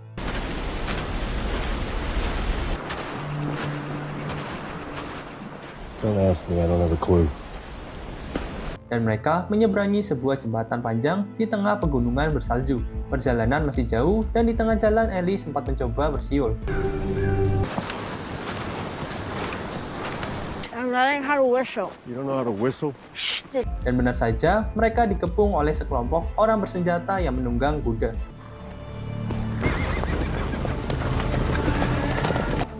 You been near infected? There's no infected out. Kemudian Joel dan Ellie diperintahkan untuk menaruh senjatanya di lantai, dan seekor anjing dikerahkan untuk mencium apakah mereka terinfeksi atau tidak. Joel yang sempat panik hanya bisa pasrah saat anjing itu mulai mendekati Ellie, tapi ternyata tidak ada reaksi negatif dari anjing tersebut. Anjing tersebut terlihat malah bermain bersama Ellie. Setelah itu, Joel ditanya tentang tujuannya. Ia menjawab bahwa ia sedang mencari saudaranya. Mendengar nama Joel, salah satu pemimpin rombongan itu langsung memutuskan untuk membawa mereka ke camp. Setibanya di sana, mereka melihat bahwa tempat itu bukan sekedar camp biasa, tapi sebuah komunitas besar yang sudah tertata rapi seperti pemukiman mandiri. Joel akhirnya bertemu lagi dengan Tommy yang ternyata masih hidup dan sehat. Keduanya langsung berpelukan setelah lama tidak bertemu. Joel dan Ellie diajak melihat-lihat isi pemukiman yang bernama Jackson. Mereka diperlihatkan fasilitas-fasilitas umum yang lengkap. Maria menjelaskan bahwa komunitas ini hidup dengan sistem berbagi dan kolektif, semacam sistem komunis yang mereka anut secara sukarela. Kemudian Tommy pun langsung memberikan makanan kepada Joel dan Ellie. Meskipun Ellie terlihat lahap dengan makanannya, tapi Ellie juga terlihat kesal karena merasa hampir dibunuh sebelumnya oleh orang-orang yang ternyata sekampung dengan Tommy. Perempuan yang memimpin kelompok penunggang kuda tadi akhirnya memperkenalkan dirinya. Namanya Maria, dan ia adalah istri Tommy. How about a tour? Di tengah sekeliling area itu, Ellie melihat seekor kuda muda yang kemudian bernama Shimmer. Maria yang melihat Joel tampak butuh waktu pribadi dengan Tommy, lalu menawarkan untuk mengajak Ellie membersihkan diri dan memberi Joel waktu sendiri bersama adiknya. Sementara itu, Ellie baru saja selesai mandi dengan air hangat dan merasa lebih segar. Ia kemudian menerima surat dari Maria yang memintanya datang ke rumah seberang. Joel dan Tommy akhirnya punya waktu untuk berbicara berdua. Mereka duduk di sebuah bar dan pembicaraan awalnya berjalan canggung. Joel tampak kecewa dan menutupi kondisi sebenarnya tentang Tess. Ia berbohong bahwa Tess masih hidup dan hanya sedang menjalankan misi lain. Joel lalu menanyakan keberadaan Fireflies dan mengajak Tommy ikut bersamanya ke Colorado untuk mencari mereka. Tapi Tommy menolak ajakan ini. Joel yang frustasi mulai memojokkan Tommy.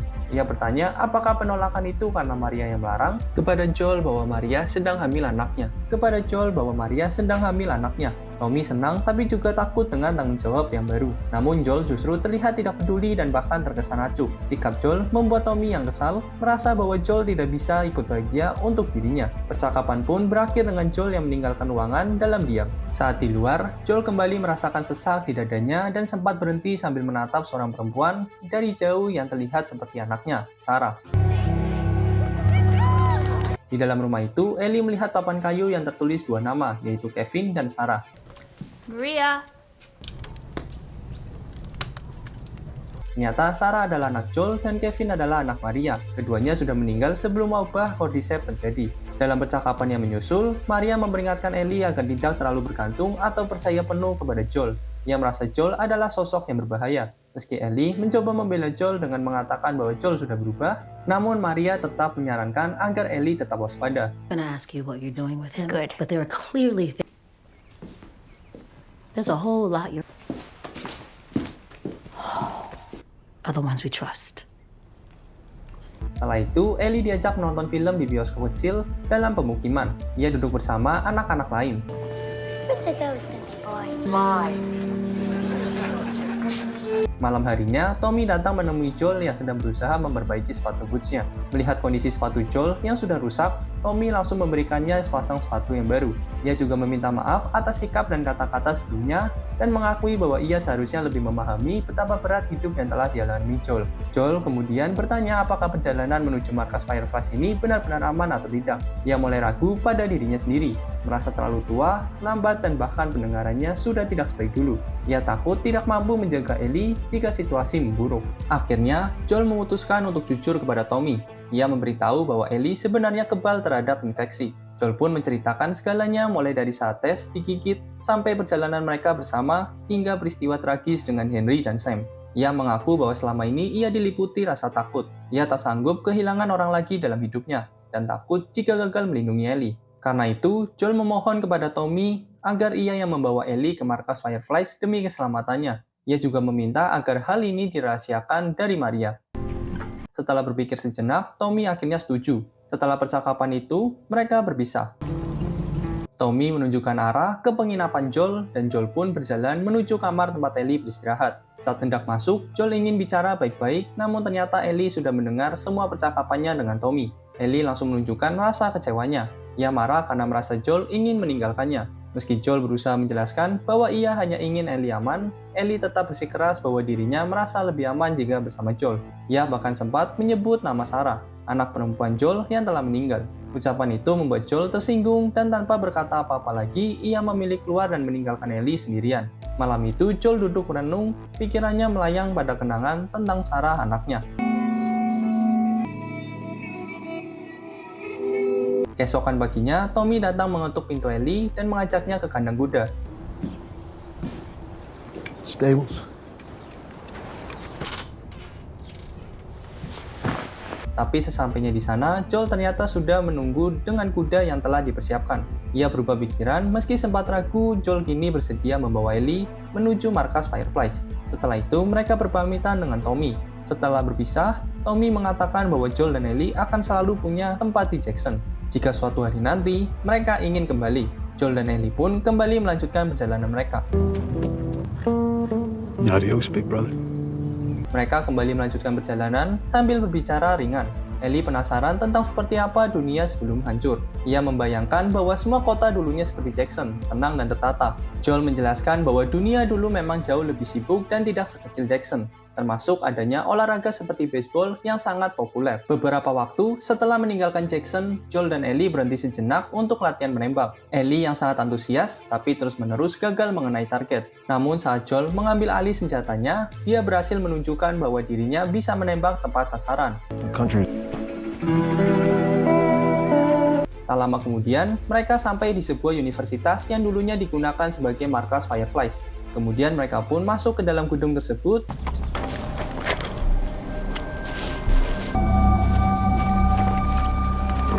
Mereka mulai menjelajahi gedung-gedung yang tampak kosong sambil terus berbincang. You can do for me. Why is that funny? Look at them go. First time seeing a monkey? Yeah. Dan melihat kondisi gedung yang sudah kosong. Tiba-tiba suasana yang tenang itu mendadak berubah saat mereka mendengar suara dari atas bangunan. Setelah dicek, ternyata hanya seekor monyet yang berlarian. Tapi saat Joel, Ellie yang hendak turun, mereka melihat beberapa orang asing bersenjata datang dari arah luar.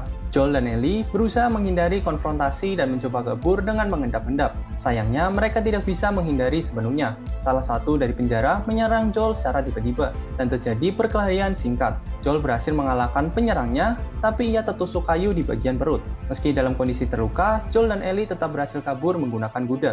Namun luka Joel cukup parah. Di tengah perjalanan, tubuhnya mulai melemah dan akhirnya ia terjatuh dari kuda. Ellie yang panik langsung menghampirinya. Joel terbaring tak sadarkan diri. Sementara Ellie bingung harus berbuat apa. Dan suasana di masa lalu saat Ellie masih berada di markas pelatihan milik Fedra. Namun suasana cepat berubah ketika salah satu temannya mulai mengganggunya, membuat Ellie emosi dan akhirnya terlibat dalam perkelahian. Cerita kemudian berpindah ke masa kini. Salju menutupi sebuah pemukiman yang kosong.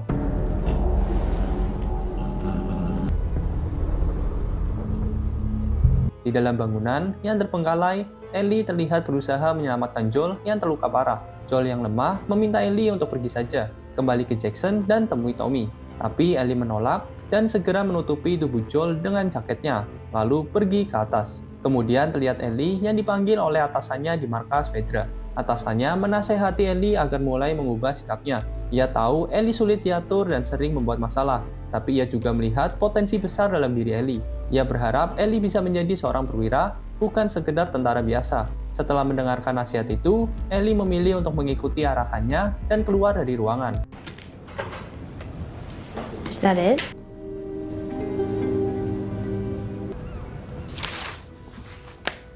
Saat semua tampak tenang, tiba-tiba jendela kamar Ellie terbuka dan masuklah Riley, teman lamanya. Ellie terkejut dan langsung bangun. Keduanya lalu mengobrol. Awalnya, Ellie kesal karena Riley sempat menghilang tanpa kabar. Tapi di sisi lain, ia juga senang karena akhirnya Riley kembali. Riley pun bertanya soal siapa yang berani mengejar Ellie. Tapi Ellie menjawab bahwa masalah itu sudah selesai. Dari obrolan mereka, terungkap bahwa sekarang Riley telah bergabung dengan kelompok Fireflies. Dan Ellie cukup kaget mendengarnya.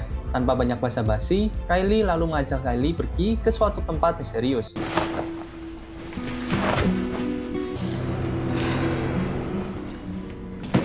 So where are we going? Secret. Saat menelusuri bangunan yang sepi, mereka masuk lewat jendela dan menaiki tangga yang panjang. Di tengah perjalanan, mereka menemukan mayat seorang pria yang sepertinya sudah lama meninggal. Di dekat mayat itu ada sebotol minuman keras yang mereka langsung ambil. Bottle's real. Ellie dan Riley mulai mengobrol lebih dalam sepanjang perjalanan. Dari percakapan mereka, terlihat bahwa kepribadian Riley dan Ellie sebenarnya cukup mirip. Keduanya keras kepala, suka melawan aturan, dan cukup agresif. Riley bahkan mengaku ia pernah membuat seseorang babak belur sampai harus dirawat di rumah sakit. Wow.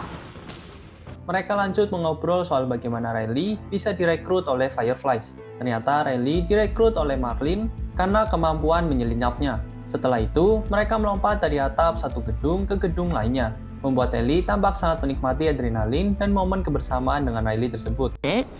No word initiation. Avoiding guards. And she asked what I... Like, in a way, Fedra kind of holds everything together.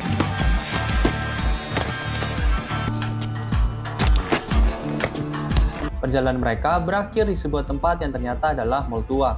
Ellie awalnya ragu untuk masuk, tapi Riley meyakinkannya. Why isn't it sealed off? Right here. Oh, it's slimy. Yeah. Tiba-tiba semua lampu mall bernyala secara otomatis. Ellie terlihat sangat kagum melihat semua lampu hidup dalam gelapnya dunia pasca wabah. Mereka lanjut berjalan melihat-lihat isi mall. Beberapa toko masih utuh sementara lainnya sudah dijarah. Anehnya, barang-barang seperti sabun tidak dijamah, tapi barang-barang seperti lingerie justru hilang. Riley lalu menunjukkan eskalator kepada Ellie, yang belum pernah melihat alat seperti itu sebelumnya. Ellie pun tampak sangat senang menaiki dan bermain dengan eskalator. Or just a graceful ballerina, but chop chop. I'm coming for you. What are you doing? Riley kemudian meminta Ellie untuk menutup matanya dan membawanya ke wahana komedi putar yang masih utuh. Almost there. Ellie terlihat sangat kagum dan bahagia saat melihat permainan itu dan mereka berdua menaiki bersama. Saat wahana berputar, Ellie terus memandangi Riley diam-diam. You're drunk. No, Yes. not yet. Oh. You need help? No. Mereka kembali melanjutkan penjelajahan mall dan berhenti di sebuah foto booth. Mereka duduk bersama dan mengambil foto berdua. Tertawa dengan berbagai pose lucu, sayangnya hasil cetakan foto itu tidak berwarna karena tinta yang sudah habis. Di tengah momen itu, Ellie akhirnya bertanya dengan serius, apakah Riley benar-benar ingin meninggalkannya dan bergabung dengan Fireflies. Ia merasa bahwa mereka sebenarnya masih bisa membuat perubahan positif jika tetap berada di Fedra. Tapi Riley mengungkapkan bahwa alasannya pergi karena kecewa ia tidak dipilih menjadi perwira seperti Ellie, dan malah ditempatkan di bagian limbah yang sangat berbeda jauh dari nasib Ellie. Hal itu membuat Ellie terkejut. Mereka lalu menemukan ruangan berisi permainan arcade. Ellie terlihat sangat kagum dengan tempat itu. Riley. Yeah. Namun di tempat lain dalam mall, terlihat ada infected yang ternyata masih hidup dan mulai bereaksi. Saat hendak mencoba salah satu mesin, ia menyadari bahwa mereka tidak punya koin. Tanpa pikir panjang, Riley membongkar kontak penyimpanan koin dan langsung menyalakan mesin arcade Mortal Kombat 2. Mereka pun bermain bersama, tertawa dan menikmati permainan tersebut. Dari percakapan mereka, Ellie menyadari bahwa Riley sudah beberapa kali datang ke mall itu sebelumnya. Flawless. Goddamn right. Yeah, I know. How many times have you played this? Finish him! Do not finish me! Riley kemudian memberikan hadiah untuk Ellie, sebuah buku lelucon, yang langsung membuat Ellie senang dan mulai membacanya. Tapi kegembiraan itu tidak bertahan lama. Saat berjalan melihat-lihat sekitar, Ellie secara tidak sengaja menemukan beberapa peledak buatan tersembunyi. Ia kecewa karena tahu peledak itu bisa saja digunakan untuk menyerang tempat seperti markas Fedra dan bisa saja membahayakan nyawanya sendiri. Riley akhirnya mengatakan bahwa ia akan meninggalkan Boston QC. Riley juga menjelaskan bahwa sebenarnya ia sudah mencoba membujuk Marlin agar Ellie bisa ikut masuk ke Fireflies, tapi permintaannya ditolak. This isn't easy, Ellie. Meski Riley berusaha meyakinkan bahwa peledak itu tidak akan digunakan untuk menyerang orang seperti Ellie tetap tidak percaya. Setelah sempat pergi meninggalkan Ellie berhenti di tengah lorong mall. Ia akhirnya memutuskan untuk kembali. Namun saat ia kembali ke tempat semula, Ellie justru mendengar suara teriakan. Ia panik dan berlari menuju arah suara itu. Tapi ternyata suara tersebut hanya berasal dari mainan. Di sana, Ellie pun langsung meminta kembali buku lelucon yang hendak diberikan Riley kepada dirinya. Ia mencurahkan isi hatinya bahwa sebelumnya ia sempat merasa ditinggalkan dan mengira Riley sudah mati. Tapi kini Riley kembali memberikan kejutan yang membuatnya bahagia, lalu malah mengabarkan akan pergi lagi demi sesuatu yang bahkan tidak pasti. Ellie mengaku masih belum sepenuhnya percaya dengan Fireflies, tapi ia mempercayai Riley. Ia pun mengucapkan selamat tinggal meskipun dengan berat hati. Untuk menghibur dan menenangkan, Riley lalu mengajak Ellie berdansa sambil mengenakan topeng dari toko mainan. I was definitely. Get your ass up here. Ellie awalnya canggung, tapi akhirnya ikut berdansa dan tertawa bersama.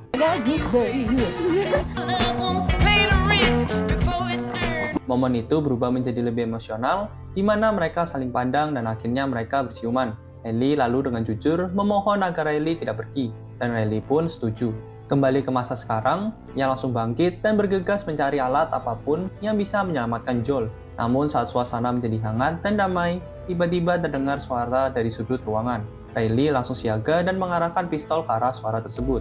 Ternyata suara itu berasal dari infected yang muncul dan langsung menyerang mereka. Riley sempat tumbang dan pingsan, membuat Ellie terpojok. Tapi Riley kembali bangun dan membantu Ellie, hingga akhirnya mereka berhasil mengalahkan infected itu bersama. Namun kemenangan itu tidak berlangsung lama. Setelah kejadian itu, mereka menyadari bahwa keduanya telah tergigit. Mereka pun hanya bisa duduk diam dalam keheningan, menyadari apa yang menanti. Di saat yang bersamaan, Ellie masih mencari dan membongkar barang-barang di rumah tempat mereka berlindung. Kemudian, potongan kenangan kembali muncul.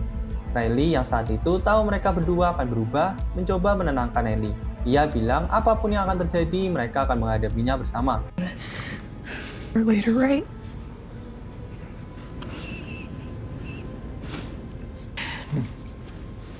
It's 2 minutes.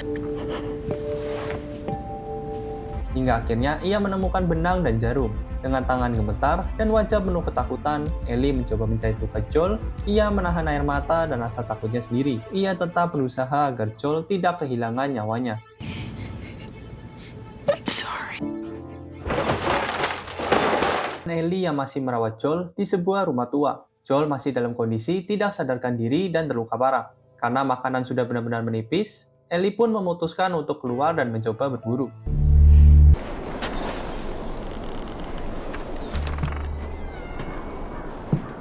Sementara itu, di tempat lain diperlihatkan sebuah pemukiman kecil bernama Silver Lake. Di sana, seorang pria bernama David terlihat sedang membacakan ayat suci di hadapan warganya yang berkumpul.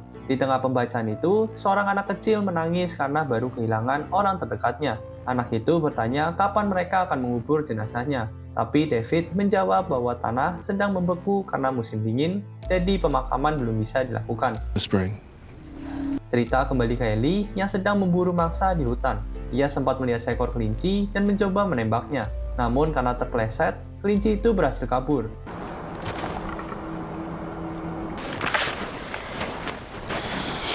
Tak lama setelah itu, Ellie melihat seekor rusa dan berhasil menembaknya. Ia lalu mengikuti jejak darah untuk menemukan lokasi rusa itu jatuh. Di Silver Lake, setelah acara selesai, David dan tangan kanannya, James, keluar dan berbicara soal kondisi persediaan makanan yang semakin menipis. Dalam obrolan itu, David mulai mengungkapkan keraguannya terhadap kepercayaannya pada Tuhan. Ia juga mempertanyakan loyalitas James, lalu mengajaknya untuk ikut berburu bersamanya.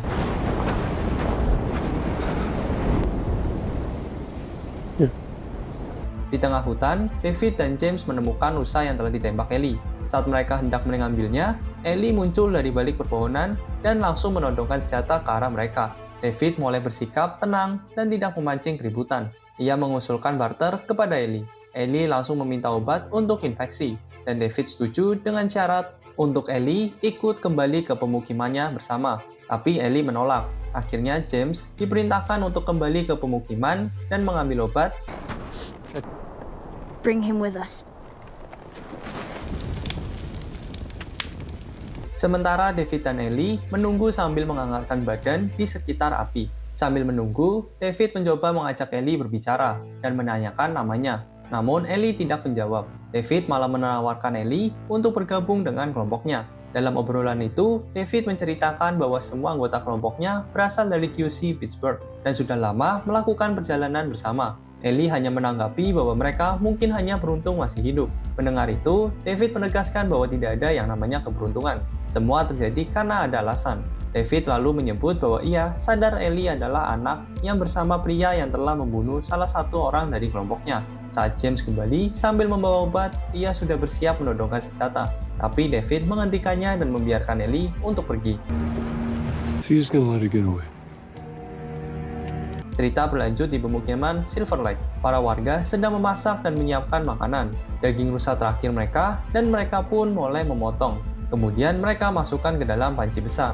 Para warga pun berkumpul dan bersiap untuk makan bersama. Ketika David dan James tiba sambil membawa rusa besar yang baru, suasana tampak tidak begitu ramah. Beberapa warga terlihat tidak senang dengan kehadiran mereka. Ternyata berita soal Joel dan Ellie sudah menyebar di antara warga. David menegaskan bahwa mereka tidak akan tinggal diam dan pasti akan membalas atas kematian anggota mereka. Setelah insiden itu, para warga pun melanjutkan makan bersama seperti biasa.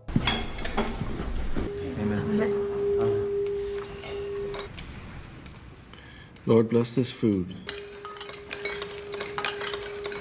Ellie akhirnya kembali ke rumah tempat Joel berbaring. Dengan hati-hati, ia menyuntikkan penisilin ke tubuh Joel, berharap itu bisa menyelamatkannya. Joel masih dalam kondisi sangat lemah, dan Ellie hanya bisa berharap ia bisa pulih secepat mungkin.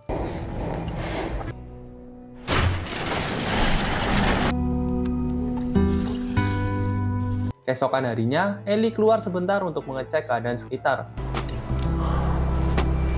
Tiba-tiba suara burung gagak membuatnya waspada. Dari kejauhan, terlihat David dan kelompoknya sudah sampai di sekitar tempat persembunyian mereka. Ellie yang panik langsung kembali ke dalam rumah. Ia memberikan pisau dan senjata kepada Joel, lalu bergegas menyembunyikan pintu menuju basement tempat Joel berada. David mengatakan bahwa mereka hanya ingin membawa Ellie ke pemukiman. Meski James sempat menunjukkan keraguannya, namun karena David adalah pemimpin mereka, James pun menurut. Setelah itu, ia keluar dengan menunggangi kuda untuk mengalihkan perhatian David dan anak buahnya. Sayangnya, tidak butuh waktu lama sampai James berhasil menembak jatuh kuda Ellie.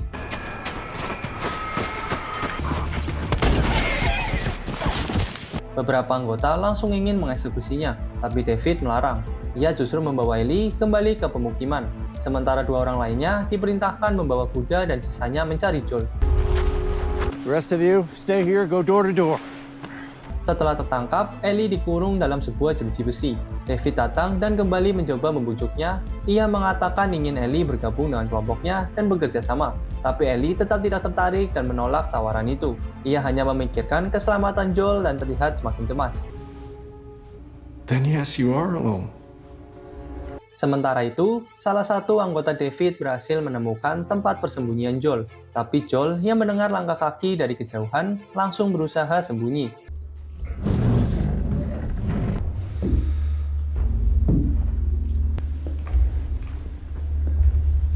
Saat orang itu masuk, Joel menyerangnya lebih dahulu dan berhasil melumpuhkannya. Dalam kondisi masih lemah, Joel tetap memaksakan diri bangkit dan keluar dari tempat persembunyiannya.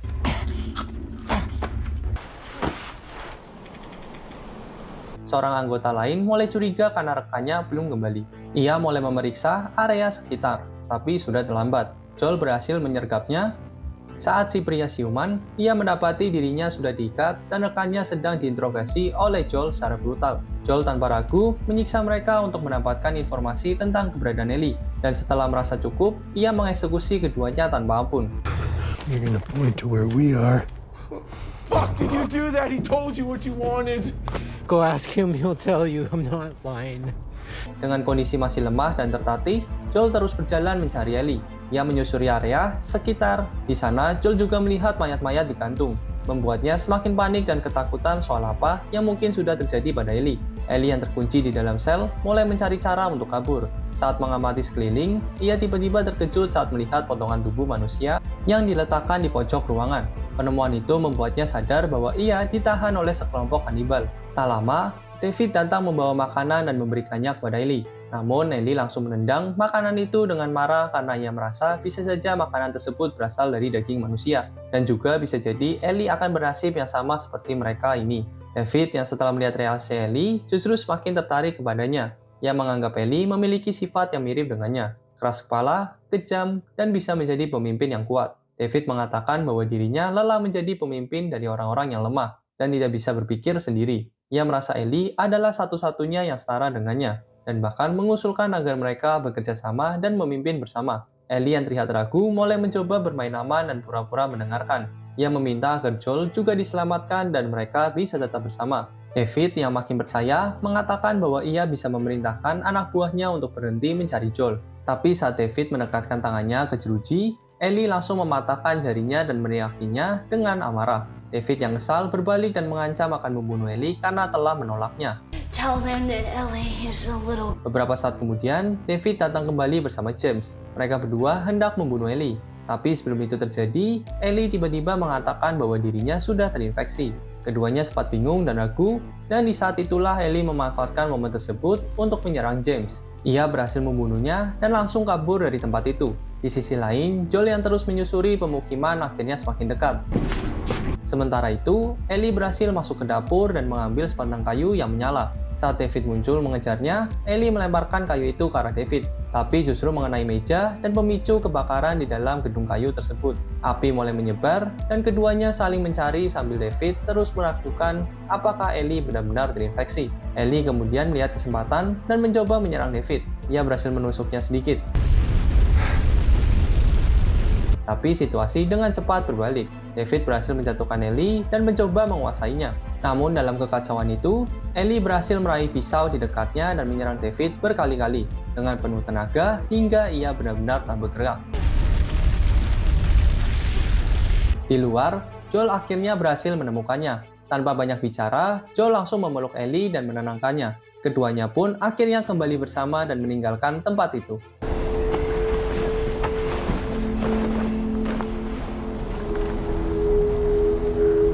Pemandangan padang rumput yang luas. Terlihat beberapa orang berjalan bersama menuju sebuah rumah tua. Mereka lalu berusaha masuk ke rumah tersebut. Di antara mereka, ada Marlene yang masih muda bersama beberapa anggotanya. Mereka mengecek seluruh bagian rumah, memastikan kondisi sekitar. Saat sedang memeriksa, Marlene mendengar suara dari dalam rumah. Lalu adegan berpindah ke sebuah flashback beberapa waktu sebelumnya. Terlihat seorang wanita berlari di dalam hutan, berusaha kabur dari kejaran seorang infected. Wanita ini adalah Anna, ibu dari Ellie.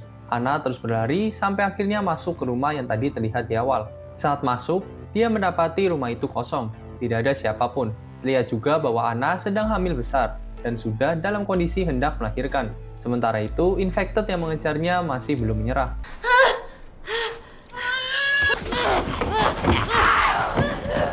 Anna akhirnya berhasil membunuh infected itu, dan setelah itu Ellie terlahir. Anna lalu membopong bayinya dan langsung memberinya nama Ellie. I got you. It's okay.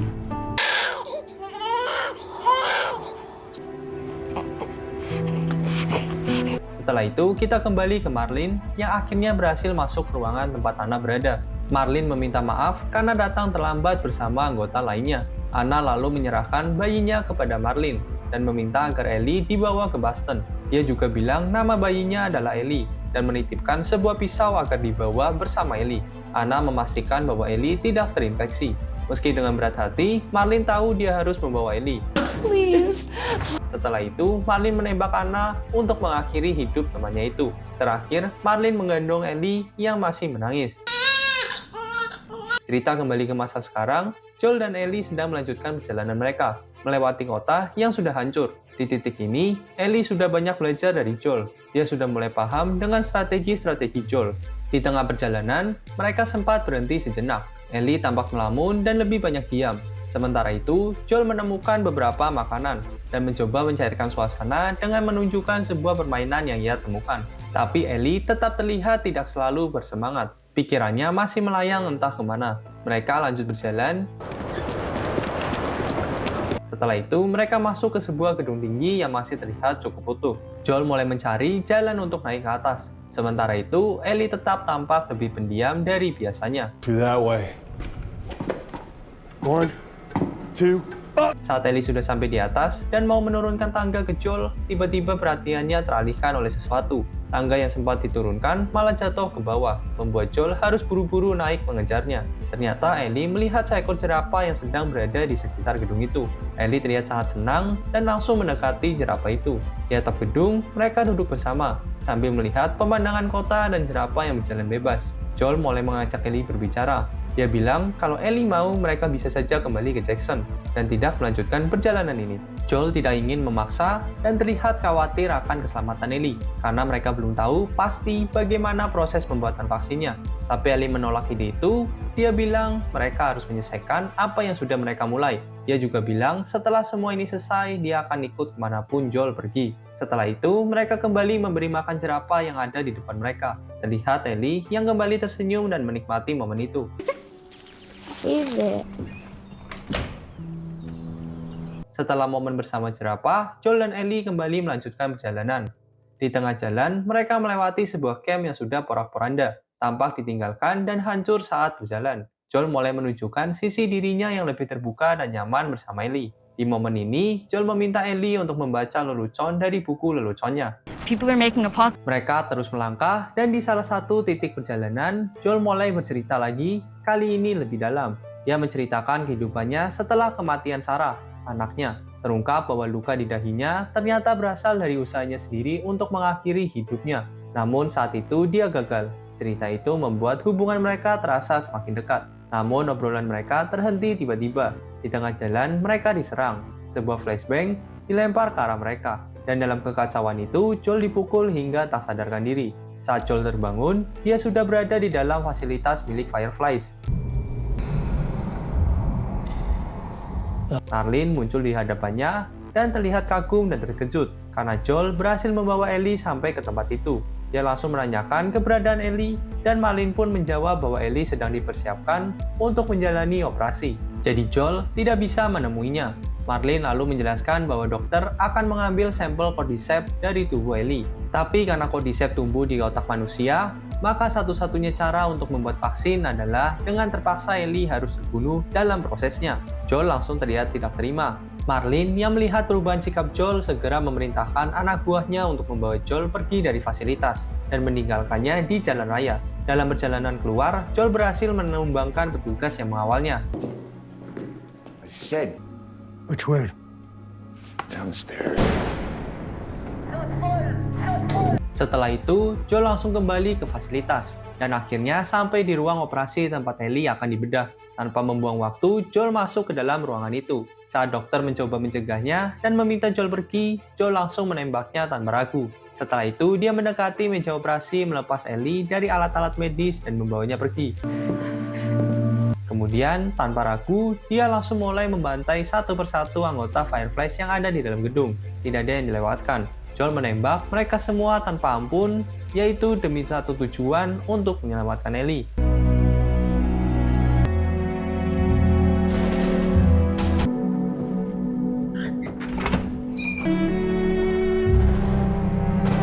Saat hendak keluar dari fasilitas, Joel bertemu dengan Marlin. Marlin mencoba menghentikannya dengan kata-kata. Dia berkata tindakan Joel itu salah. Dan kalau saja Ellie bisa memilih, pasti Ellie akan rela mengorbankan dirinya demi menyelamatkan dunia. Joel yang masih membopong Ellie sempat terdiam.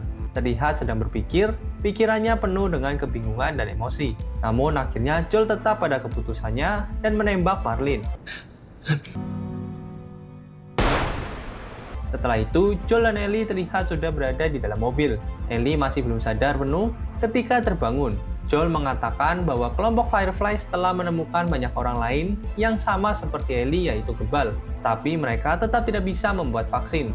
Dia juga mengatakan bahwa markas Fireflies diserang oleh sekelompok penjara, sehingga mereka harus segera kabur. Perjalanan mereka pun berlanjut ke Wyoming. Namun di tengah jalan, mobil mereka mogok. Akhirnya mereka harus melanjutkan perjalanan dengan berjalan kaki. Kemudian saat berjalan, Joel kembali bercerita tentang Sarah. Dia bilang Sarah sangat suka mendaki gunung dan hal-hal kecil lainnya. Tapi sepanjang cerita itu, terlihat Ellie yang sebenarnya sedang banyak berpikir dan tidak begitu fokus mendengarkannya. Saat mereka sudah mendekati Jackson dan kota sudah mulai terlihat dari kejauhan, Joel hendak melanjutkan jalannya. Hey, wait. Tapi Ellie tiba-tiba menghentikannya, kemudian berbicara tentang semua kehilangan yang sudah ia alami. Mulai dari Riley, dia bilang bahwa semua itu membuat dia merasa hancur. Di momen itu, Ellie ingin mempercayai Joel, sehingga dia meminta Joel untuk berjanji bahwa semua yang dia katakan tentang Fireflies adalah kebenaran. Joel menatapnya, lalu menjawab iya. Oke, sekian alur cerita dari The Last of Us, season pertama, dan rating gue buat season ini, untuk plot, gue kasih skor 8,8. Karena menurut gue, ceritanya dibangun dengan fokus yang jelas dan konsisten. Terutama soal perjalanan Joel dan orang-orang di sekitarnya yang harus bertahan hidup di dunia yang udah kacau karena infeksi jamur cordyceps. Series ini nggak terlalu bahas soal awal mula virus atau proses bikin vaksinnya, tapi lebih ke bagaimana manusia bereaksi dan beradaptasi setelah semuanya berubah. Dari awal, Joel yang cuma hidup buat Sarah, terus kehilangan arah, sampai akhirnya bertemu Ellie dan punya alasan baru untuk tetap terus hidup. Semua konflik yang muncul seperti tertinggalnya Tess, cerita Bill dan Frank, tragedi Henry dan Sam, sampai Joel yang benar-benar meledak emosinya pas di akhir. Kemudian juga, fokus ceritanya nggak cuma di Joel aja, tapi juga ada di Ellie. Kita diajak melihat masa kecil Ellie yang nggak gampang, penuh kehilangan dan kesepian. Salah satunya lewat cerita bareng Riley yang jadi sahabat masa kecilnya, dan akhirnya juga harus ditinggal karena tragedi yang sama-sama mereka alami. Jadi menurut gue, udah kuat banget ceritanya dan bikin alurnya nggak ngebosenin sama sekali. Lalu lanjut ke karakter, gue kasih skornya di 9. Ini sih salah satu yang paling gue suka. Semua tokoh punya peran penting dan karakter development-nya dapet banget. Joel dan Tommy yang punya cara pandang hidup beda setelah wabah, kemudian Tess juga yang keras tapi perhatian ke Joel di saat yang bersamaan. Kemudian Bill dan Frank yang memiliki hubungan sangat emosional. Dan yang terakhir itu ada juga Kathleen, David, dan juga kelompok Fireflies, dan juga Phaedra yang semuanya ditampilin dengan latar belakang dan konflik masing-masing yang bikin ceritanya semakin mendalam. Nggak ada karakter yang sekedar numpang lewat dan semuanya punya kontribusi ke emosi cerita. Lalu PES sendiri, gue kasih skor 7,8. Sebenarnya udah oke, tapi ada beberapa bagian yang terasa buru-buru. Kayak di episode terakhir, di mana Joel bisa nembakin satu markas Fireflies dengan entengnya. Padahal logikanya, mereka jauh lebih siap dan jumlahnya lebih banyak. Memang tidak terlepas dengan adegannya sama dengan game. Tapi kalau buat series, mungkin bisa dibuat lebih build up, biar penonton lebih percaya sama tragedi yang terjadi. Kemudian, untuk sinematografi sendiri gue kasih di 8,6. Secara visual, ini series yang emang cakep banget. Dari awal episode, semua ditangkap dengan tone visual yang pas dan ngena banget. Dan terakhir, untuk efek, gue kasih di 8,4. Untuk infected dan lingkungan sekitarnya udah dibuat secara detail banget. Terus suaranya juga bikin tegang. Walaupun ada satu momen yang agak kurang natural. Pas Ellie ngasih makan jerapah, kelihatan banget CGI-nya, tapi masih bisa dimaklumin. Jadi secara keseluruhan, gue kasih skor 8,52 buat series Last of Us Season 1 ini. Menurut gue, ini adalah adaptasi video game yang menurut gue berhasil banget. Nggak cuma ngebawa cerita aslinya, tapi juga ngasih kedalaman karakter dan momen-momen emosional yang bikin penonton bisa ngerasa ikut di dalamnya. Buat lo yang suka drama, bertahan hidup, konflik antar karakter, dan sentuhan horor yang gak lebay, ini series yang wajib banget ditonton sampai terakhir. Dan seperti biasa, kalau kalian punya opini yang beda, boleh banget komen di kolom komentar. Dan jangan lupa juga, kalian bisa request series atau film lainnya yang mau dibahas di next video. Bye-bye!